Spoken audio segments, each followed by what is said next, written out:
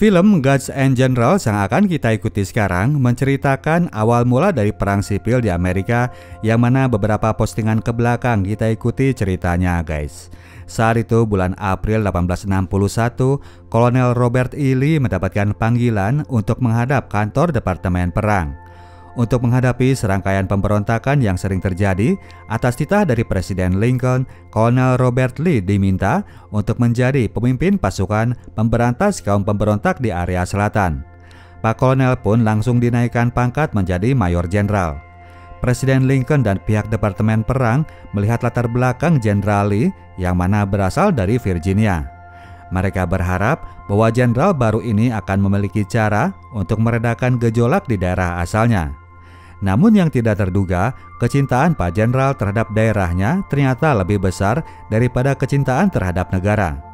Jenderal Lee menolak untuk menginvasi daerahnya sendiri, yang mana dengan sendirinya ia pun menolak jabatan baru yang ditawarkan.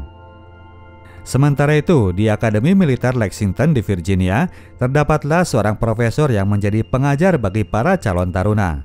Serupa dengan Jenderal Lee, Mayor Thomas Jackson pun lebih bela kepada daerahnya lebih ketimbang daripada kepada negara Amerika.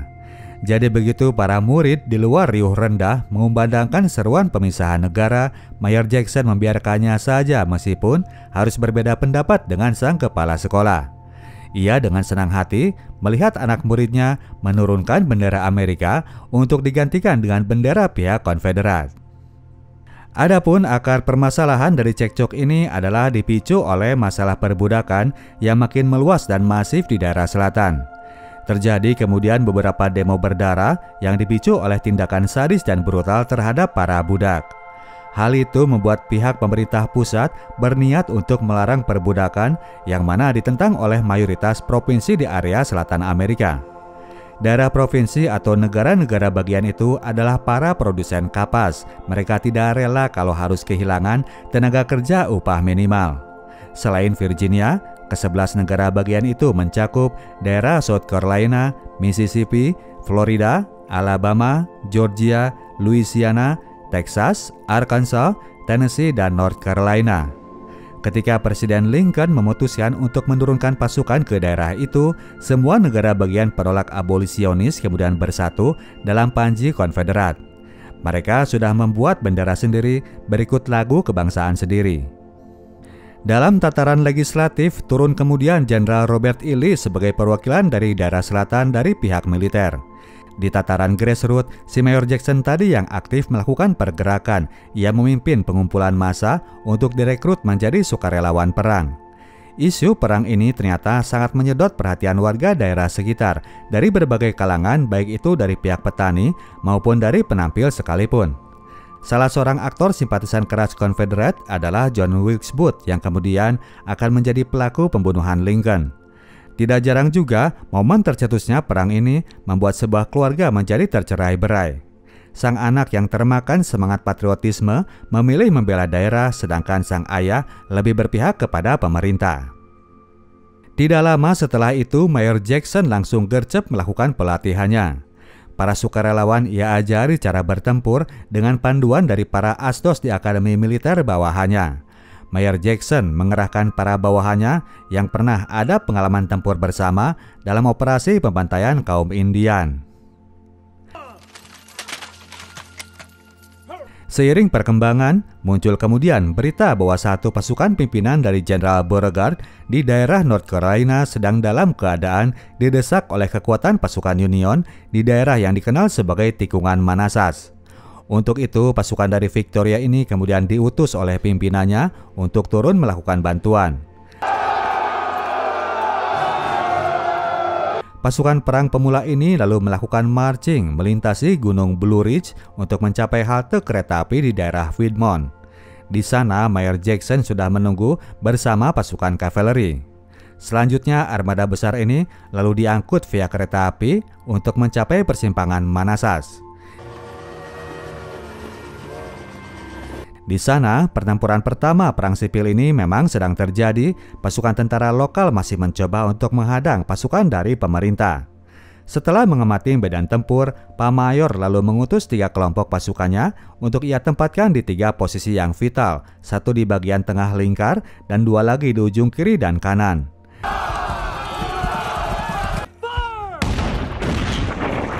Namun setelah dicoba serang via kekuatan senjata, pasukan Union masih belum berhasil dibendung. Sebagian dari pasukan malah berakhir dipukul mundur. Inspirasi dari sang mayor yang membuat mereka kemudian terus bertahan. Digempur dengan tembakan dan kiriman cannon, Pak Mayor ini tetap tidak bergeming. Itulah yang membuatnya kemudian mendapatkan julukan sebagai si tembok batu atau The Stone Wall.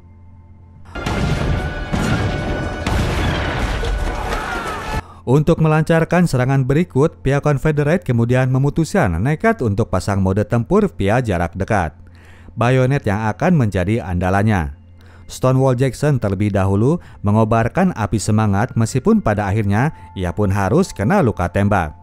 Barisan pasukannya ia suruh untuk tiarap. Pasukan lawan mereka tunggu hingga mendekat. Mode taktik perang zaman jadul ini mungkin tidak akan terjadi di zaman now. Kedua pasukan saling berhadapan secara terbuka untuk kemudian saling adu tembak.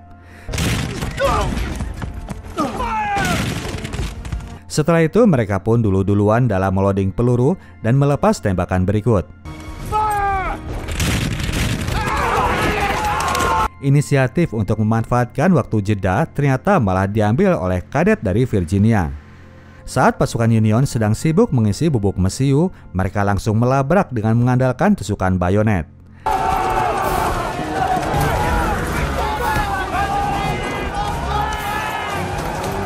Pada akhirnya senapan itu pun mereka pakai untuk saling pukul dan toyor. Pertarungan berikutnya terjadi sangat rapat dan sampai saat itu pasukan Union masih tetap bisa berjaya. Mayor Jackson lalu turun dengan kobaran semangatnya.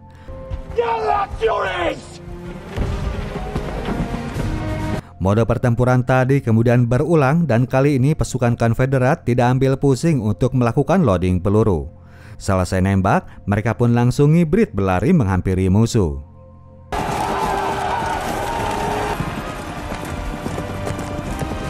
Pertempuran kembali terjadi dalam jarak yang sangat rapat, namun kali ini semangat tempur dari pasukan Konfederat sudah sangat sulit untuk dibendung. Mereka bertempur dengan kesetanan, pasukan Union yang tadinya berjaya akhirnya menjadi pihak yang terkalahkan.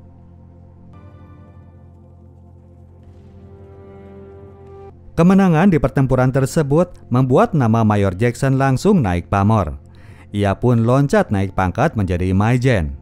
Sebagai konsekuensi, kini ia harus pindah lokasi ke pusat komando di Winchester, sementara pasukannya tetap harus stay di lokasi saat itu di Centerville. Para anak buahnya pasti agak keberatan, mereka tetap ingin berada dalam komando sang jenderal yang karismatik ini. Namun demikian, Pak Jenderal tidak akan menghalangi jika anak buahnya melakukan request agar mereka bisa terus ikut dengan komandannya.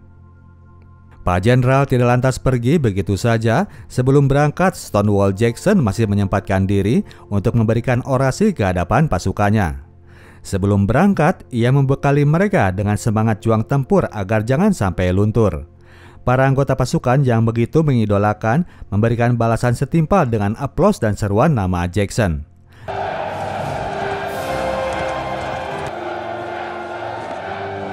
Pasukan Confederate telah menemukan pemimpin besarnya dalam pertempuran kali ini.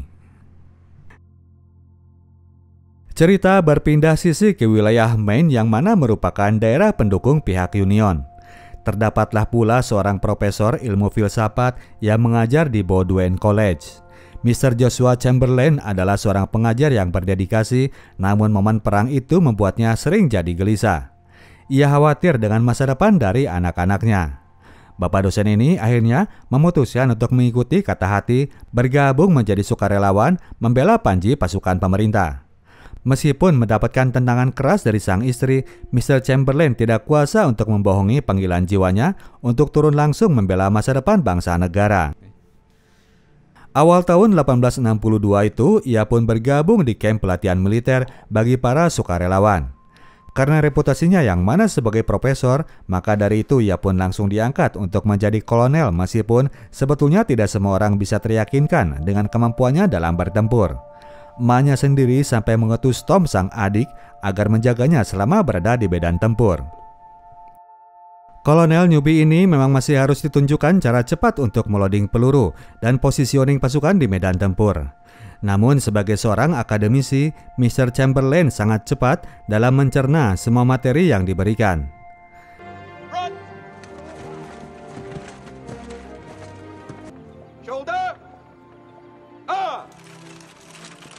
Bulan Septembernya, dalam rapat besar yang dilakukan oleh para jenderal pihak Konfederat, diputuskan bahwa kini mereka tidak akan hanya bertahan menunggu serangan dari pihak pemerintah. Jenderal Lee memutuskan bahwa kini mereka harus ambil inisiatif untuk mengusir tentara Union yang sudah bercokol di wilayah mereka, salah satunya adalah di wilayah Maryland. Daerah itu berbatasan dengan wilayah Pennsylvania yang menjadi basis pasukan pemerintah. Jenderal Lee ingin melempar gertak sambal agar pihak Union mulai merasa keder jika nantinya pertempuran dilakukan di daerah mereka sendiri. Ia berharap bahwa nantinya pihak pemerintah akan menarik mundur pasukannya untuk mengakhiri momen perang yang sedang terjadi. Pasukan Konfederat pun langsung bergerak menuju target yang dicanangkan oleh jenderal besarnya. 19 September 1862 terjadilah pertempuran yang diinginkan oleh pihak Konfederat di Maryland. Kali ini Jenderal Lee turun langsung menjadi komandan. Adu hajar kali ini terjadi di antara ladang jagung.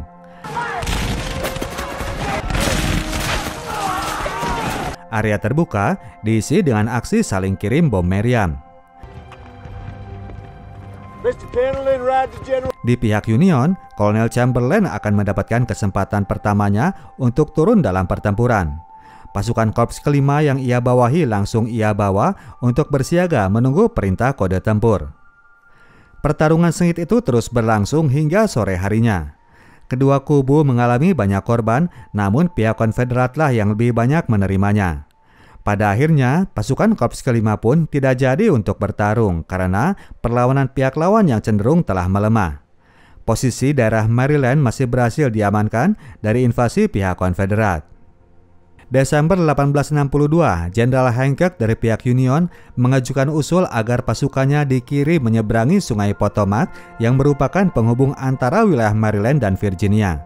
Mr. Hancock sudah melakukan observasi terhadap sungai besar itu yang mana memiliki celah yang bisa diseberangi tanpa menggunakan armada perahu. Dia ingin segera nyebrang sebelum Jenderal Lee melakukan blokade terhadap area tersebut. Target dari penyeberangan itu adalah untuk bisa menguasai kota Fredericksburg yang masih minim dari penjagaan pihak lawan. Jenderal Burnside sebagai kepala dari pasukan Union wilayah itu menolak usulan Hancock karena dianggap terlalu berbahaya. Dia ingin pasukan mereka nyebrang berbarengan dengan pasukan besar yang masih mereka tunggu kedatangannya. Di lobi dan dibujuk dengan cara apapun, Mr. Burnside tetap kekeh dengan pendiriannya. Pasukan Union memang terbukti telat dalam melangkah karena kemudian pada akhirnya Jenderal Lee sampai juga di daerah itu. Barulah setelah kedatangannya, masyarakat kota tersebut mulai dievakuasi dan penjagaan minimal dilakukan terhadap lingkungan sekitar. Kota itu masih bebas dari penjagaan pasukan Konfederat. Jenderal Jackson bahkan masih berada di area yang masih jauh dari lokasi. Jenderal yang harismatik ini sebetulnya berada pada pihak yang menolak perbudakan. Ia bahkan mengangkat tukang masak dan asistennya dari orang kulit hitam, yang mana ia perlakukan dengan sangat manusiawi. Ia bahkan berjanji akan memperjuangkan kebebasan para budak kepada pihak pemerintah Konfederat suatu hari nanti. Beberapa hari setelahnya, Jenderal Lee sudah memposisikan pasukannya di area yang akan menjadi rute perjalanan menuju kota, daerah yang mana terdapat dok di daerah seberang. Bahkan dia sendiri meyakini bahwa rute celah sungai yang menyempit tadi sebetulnya adalah area yang ideal untuk melakukan serangan. Ia sangat mengenali karakter Jenderal Burnside yang dikenal lambat dalam melakukan pergerakan. Pagi hari itu, tanggal 11 Desember 1862, saat pasukan Union hendak nyebrang dengan perahu rakit, mereka sudah disambut dengan serangan tentara Konfederat dari arah seberang. Pada akhirnya, mereka pun hanya bisa melakukan serangan jarak jauh dari Bukit Stafford Heights di kota kecil yang berada di seberang kota Fredericksburg. Sementara itu di bantaran sungai, pasukan Union tetap kekeh untuk melakukan penyeberangan. Meskipun banyak mendapatkan korban, namun pada akhirnya pasukan besar ini berhasil juga mendarat di seberang. Kota Fredericksburg diambang berada dalam cengkeraman. Namun pihak Konfederat memang sudah menyiapkan segalanya. Pasukan penghadang sudah bersiaga di tiap sudut area kota. Pasukan Union tiap kali mereka melangkahkan jengkal kakinya di sebuah persimpangan, mereka berkorban banyak, berhasil lanjut maju, dan di persimpangan berikutnya mereka sudah kembali mendapatkan hadangan dan harus kembali berkorban banyak. Selanjutnya pasukan Confederate terlihat melakukan pola hit and run. Setelah selesai melakukan penghadangan, mereka lanjut mundur meninggalkan posisinya sampai pada pasukan yang terakhir. Mereka langsung keluar untuk meninggalkan kota.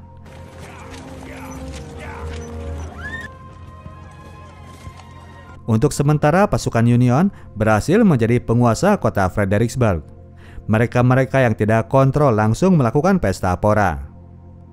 Kondisi itu tetap berlangsung hingga esok harinya pasukan Confederate tidak berusaha untuk melakukan serangan balik.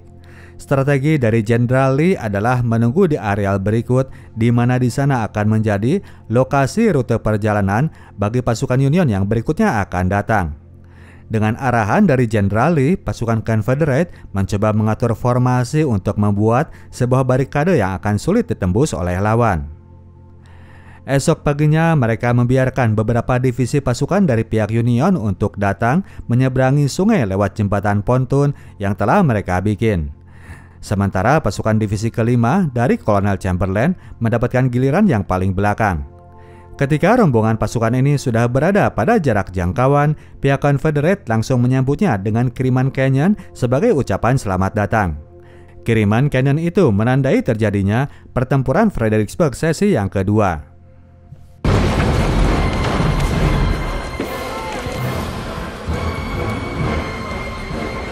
Sebagai bahan pembuka, Jenderal Hancock mengkomando pasukan Jenderal Zook untuk maju sebagai garda depan. Belum apa-apa, ia sudah pesimis menghadapi pertempuran yang akan berlangsung.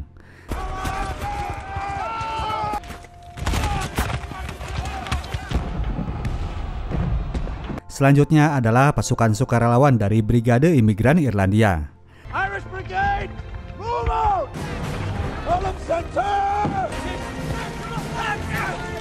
Mereka terpaksa harus saling hantam dengan sesama warga sebangsa yang berada di pihak seberang.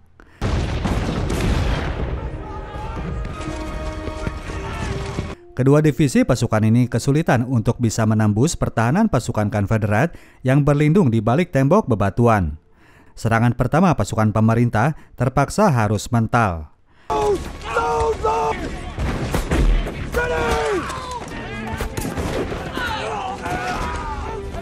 Komandan pasukan Brigade Irlandia segera menyuruh anggotanya untuk lekas mundur.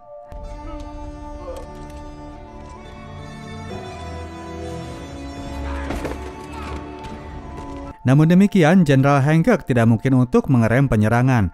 Ia pun melanjut dengan mengirim pasukan Brigade 1 pimpinan dari Mayor Caldwell. Seperti pasukan pendahulunya tadi, pasukan ini kembali diluluhlantahkan oleh pasukan lawan. Tembok batu itu masih terlalu menguntungkan bagi posisi pasukan Konfederat. Pasukan berikutnya yang dikirim adalah pasukan Mr. Chamberlain yang tergabung dalam Brigade Sukarelawan Daerah Maine. Pak dosen hadir sebagai orang kedua bagi Kolonel Ames. Ia dikasih mandat untuk mengkomando pasukan baris sayap kanan. Forward! Forward! Finish to the front! March! Dengan gagah berani, pasukan yang gagal tampil di pertempuran pertama ini maju menuju area pertempuran. Pihak Jenderal Lee yang merasa bahwa pasukan di balik tembok batu sudah mulai menipis, langsung mengutus armada pasukan Merriam untuk berposisi di belakang tembok batu. Jadi, begitu pasukan dari daerah Maine ini mulai masuk area tempur, mereka langsung dihadang oleh terjangan bom Merriam. Sejumlah prajurit tidak berdaya, namun Kolonel Chamberlain dengan Komandan Kolonel Ames tetap maju dengan gagah berani, tidak peduli bahwa kiriman bom Merriam itu makin sering datang mendera.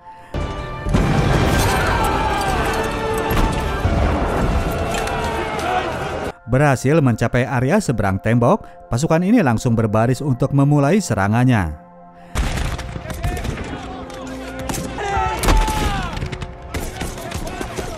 Namun lagi-lagi tembok batu itu yang menjadi perisai bagi pasukan Konfederat. Pihak Union delegasi dari daerah Maine sangat kesulitan untuk menaklukkannya. Belum lagi kiriman Merriam yang masih terus datang menghantam. Kolonel Ames masih terus berusaha melakukan perlawanan hingga akhirnya baris pasukannya mulai renggang karena anggota yang telah banyak berkurang. Pada momen itu akhirnya ia kasih komando agar pasukannya segera mundur dari area tempur. Babak belur pasukan Union dalam pertempuran kali ini. Sisa pasukan yang ada hanya bisa tiarap sambil berharap agar pihak musuh segera menghentikan tembakannya. Barulah setelah serangan dihentikan, pasukan yang tersisa sambil merangkak dan berjalan gontai balik menuju posisi sebelumnya. Hari itu diakhiri dengan kemenangan telak pasukan Konfederat terhadap pasukan dari pemerintah. Dari sebagian pasukan yang sudah mundur dan tiba di dalam base P3K dalam kota, ternyata masih ada survivor yang tertinggal di area tempur. Joshua dan Tom Chamberlain adalah salah dua dari mereka. Harapan mereka untuk bisa menemukan momen berhentinya kiriman tembakan ternyata harus mereka pupus jauh-jauh. Stonewall Jackson yang merasa marah melihat penderitaan anggota pasukannya yang terluka melampiaskannya dengan amarah. Ia kasih perintah untuk membunuh semua prajurit lawan yang tersisa. Oleh karena itu, dalam suasana gelap malam pun, tembakan-tembakan itu masih terus berdatangan.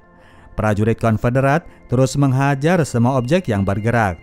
Oleh karenanya, Joshua dan anggota Union yang tertinggal hanya bisa terbaring dan berlindung di balik mayat-mayat prajurit rekan mereka. Tembakan-tembakan baru mulai reda pada saat subuh hari. Joshua yang terbangun dari tidur tidak lantas mundur, ia malah kasih komando agar para rekan melanjutkan serangannya. Dalam keadaan terlentang dan tiarap, mereka terus mencoba melakukan perlawanan seharian itu.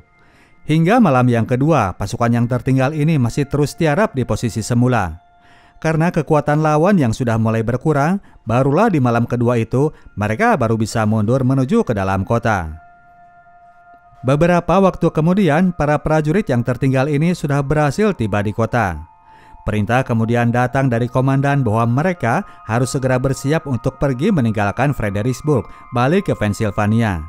Untuk sementara, pasukan Union tidak akan melanjut upaya penyerangannya. Esok harinya, para anggota pasukan pemerintah ini dengan langkah kaki yang gontai harus pergi meninggalkan Fredericksburg. Sungai besar itu akan kembali bebas dari terpasangnya jembatan ponton pihak pasukan Union.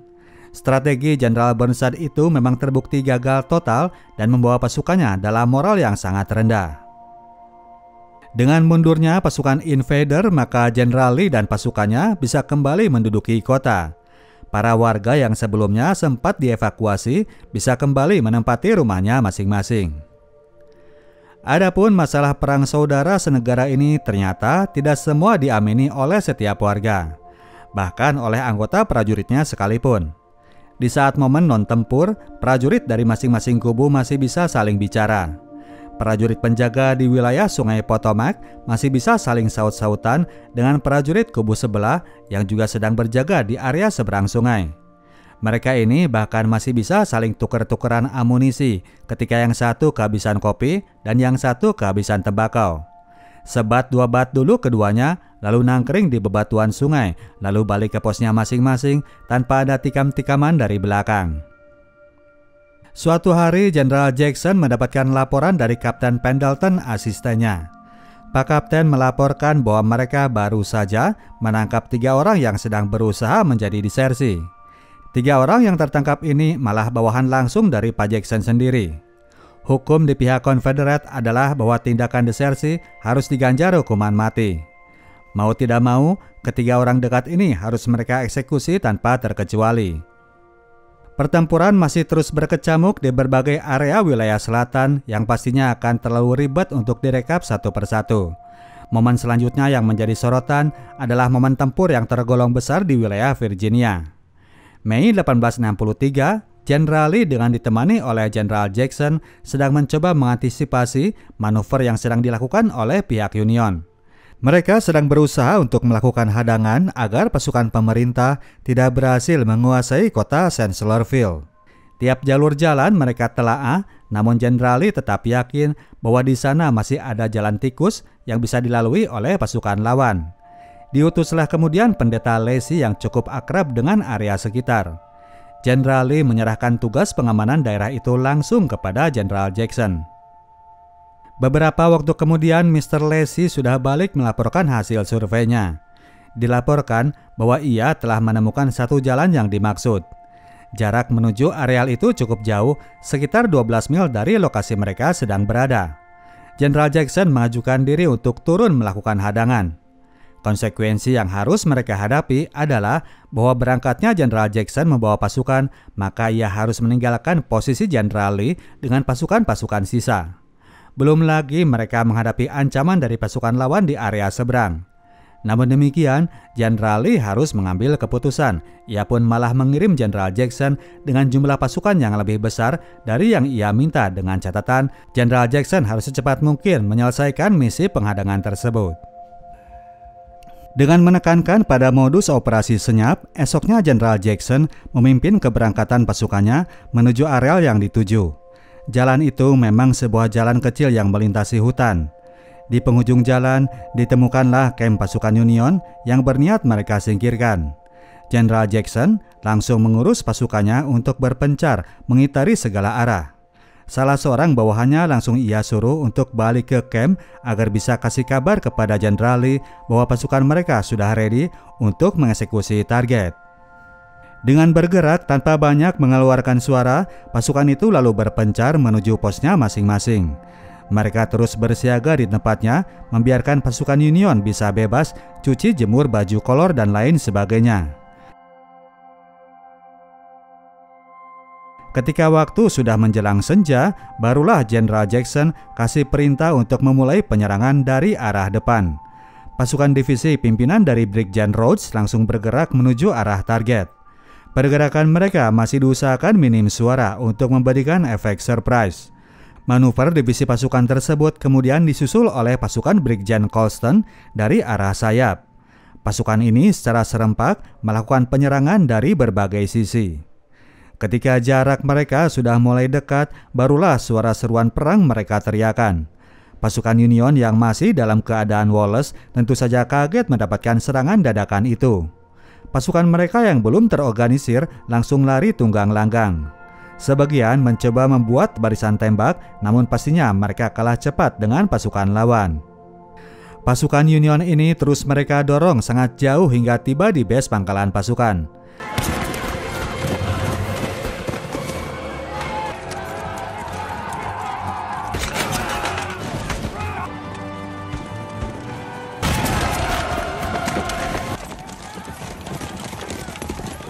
Majen Joseph Hooker, sang pimpinan markas, tentunya kaget pula melihat prajuritnya pada berlari kabur seperti maling dikejar kamling. Posisi ini akhirnya menjadi basis pertahanan mereka yang utama. Pasukan Union terus bertahan dan melakukan serangan balik hingga akhirnya hari mulai gelap. Namun demikian, Jenderal Jackson tetap menegaskan bahwa mereka harus terus melakukan tekanan. Kondisi gelap itu tidak ia pedulikan, semua elemen pasukannya ia suruh agar terus melakukan gempuran. Dalam suasana gelap itu, Pak Jenderal tidak mau berdiam diri. Ia pun masuk ke dalam hutan untuk terus memantau keadaan. Pada suatu saat, ia disadarkan oleh asistennya bahwa mereka telah keluar dari garis serang pasukan mereka. Untuk itu, ia pun mengajak agar mereka segera balik menuju ke posisi persimpangan jalan. Di perjalanan, mereka kegep oleh sebuah pasukan yang langsung melakukan tembakan.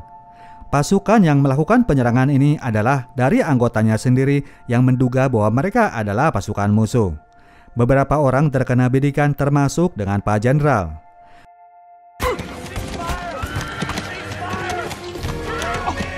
Kondisi kemudian diperparah karena suara tembakan itu memancing pasukan Union untuk melakukan tembakan balasan. Akhirnya pasukan ini pun harus segera melarikan diri dengan tetap harus membopong pimpinan mereka. Sempat mereka ini hampir kena ledakan meriam, Pak Jenderal sampai jatuh dari stretcher. Namun demikian, mereka akhirnya berhasil lolos dan berhasil tiba di lokasi semula. Jenderal Jackson langsung mendapatkan pertolongan medis, ditemukan bahwa 2 peluru telah menembus dari badannya. Pasukan Jenderal Lee dan kawan-kawan pada akhirnya memang berhasil menguasai kota Chancellorsville, namun harus dibayar dengan cederanya Jenderal Jackson. Perkembangan kesehatan Jenderal Jackson ternyata terus memburuk. Ketika lukanya sudah mulai pulih, ia lanjut didera sakit pneumonia yang sangat parah. Sakit radang paru-paru yang parah inilah yang kemudian membuatnya gugur, meninggalkan Jenderal Lee dan pasukannya harus kehilangan komandan paling tangguh di medan tempur. Sepeninggal Jenderal Jackson, Jenderal Lee lalu memutuskan untuk membawa pasukannya terus merangsek ke arah utara.